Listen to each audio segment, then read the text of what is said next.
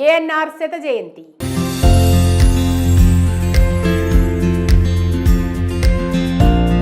తెలుగు సినీ వెండితెరపై బహదూరపు బాటసారిగా కీలుగుర్రంపై తెలుగు పరిశ్రమ వైపు అడుగులేసి చాణక్య చంద్రగుప్త భక్త తుకారాం లాంటి అద్భుతమైన పాత్రలు వేసి ప్రేమ్ నగర్ ప్రేమాభిషేకం అంటూ 50 సంవత్సరాల క్రితమే ప్రేమ లోకానికి ప్రేమ రుచిని చూపించి దేవదాసు దసరా బుల్లోడు నుండి శ్రీరామదాసు మనం దాకా ఎన్నో వందల చిత్రాల్లో విభిన్న పాత్రల్లో తెలుగు ప్రేక్షకుల మధ్యలో క్లాసిక్ నటుడిగా నట సామ్రాట్గా 70 సంవత్సరాల సినీ జీవితంలో ఎన్నో మైలురాళ్లను సంపాదించిన దీశాలి సినీ వేదాంత పద్మవిభూషణ్ అక్కినేని నాగేశ్వరరావు.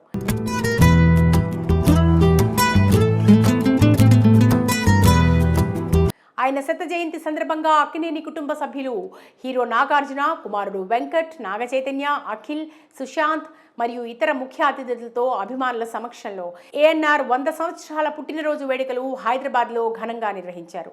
ఈ వేడుకలో ANR of the silver screen film festival అని ఆయన నటించిన సినిమాలను రిలీజ్కు ప్లాన్ చేశారు అక్కినేని నాగార్జున.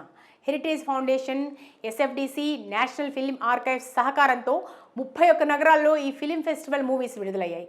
అయితే మొదట దేవదాస్ చిత్రంతో ఫిల్మ్ ఫెస్టివల్ ప్రారంభమైంది. ఈ సందర్భంగా నాగార్జున మాట్లాడుతూ, నవ్వుతూ జీవించడాన్ని నాన్న మాకు నేర్పించారు, అందుకే ఆయన పేరు తలుచుకుని నవ్వుతూ ఉంటాం. నాన్న మాకు నవ్వుతూ జీవితం నేర్పించారు, ఎప్పుడు కోప్పడి నేర్పించలేదు. ఆయన పేరు తలుచుకుంటే నవ్వుతూనే ఉంటాం. ఈ ఫెస్టివల్ నిర్వహిస్తున్న శివేంద్ర సింగ్ కు ధన్యవాదాలు. వాళ్ళు సెలెక్ట్ చేసిన సినిమాల ప్రింట్స్ చాలా చక్కగా అద్భుతమైన క్వాలిటీతో ఉన్నాయి. ఇక ఈ ఫెస్టివల్ కు మంచి స్పందన వస్తోందని శివేంద్ర చెప్పారు. అలాగే నాన్నగారి శత జయంతి రోజున పోస్టల్ డిపార్ట్మెంట్ ప్రత్యేక స్టాంప్ విడుదల చేయడం ఆనందంగా ఉంది. తెలుగు రాష్ట్రాల్లోని వివిధ ప్రాంతాల నుంచి నాన్నగారి సీనియర్ అభిమానులు హైదరాబాద్ వచ్చారు, వారికి కూడా ధన్యవాదాలని చెప్పారు. ఆ తర్వాత ఏఎన్ఆర్ పెద్ద కుమారుడు వెంకట్ అక్కినేని మాట్లాడుతూ, నాన్నగారి శత జయంతి రోజున ప్రభుత్వం పోస్టల్ స్టాంప్ విడుదల చేసింది. బాపు గారు గీసిన ఫోటోతో స్టాంప్ రూపొందింది. ఈ రోజు స్టాంప్ రిలీజ్ చేయడం చాలా ఆనందంగా ఉంది. ఇలా ప్లాన్ చేసిన కేంద్ర మంత్రి జ్యోతిరాదిత్య సింధ్యాకు కృతజ్ఞతలు అన్నారు. కేంద్ర సమాచార శాఖ కార్యదర్శి సంజయ్ జాజు మాట్లాడుతూ, నవంబర్లో గోవాలో నిర్వహించే అంతర్జాతీయ ఫిల్మ్ ఫెస్టివల్ అక్కినేని చిత్రాలను ప్రదర్శిస్తున్నట్టుగా చెప్పారు.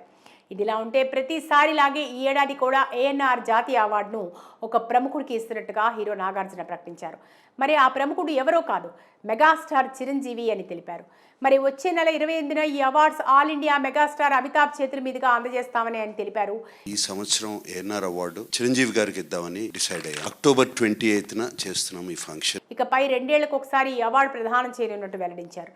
ఈ విషయం చెప్పగానే చిరంజీవి ఎమోషనల్ అయ్యారని, ఇంతకంటే పెద్ద అవార్డు లేదన్నారని నాగార్జున తెలిపారు.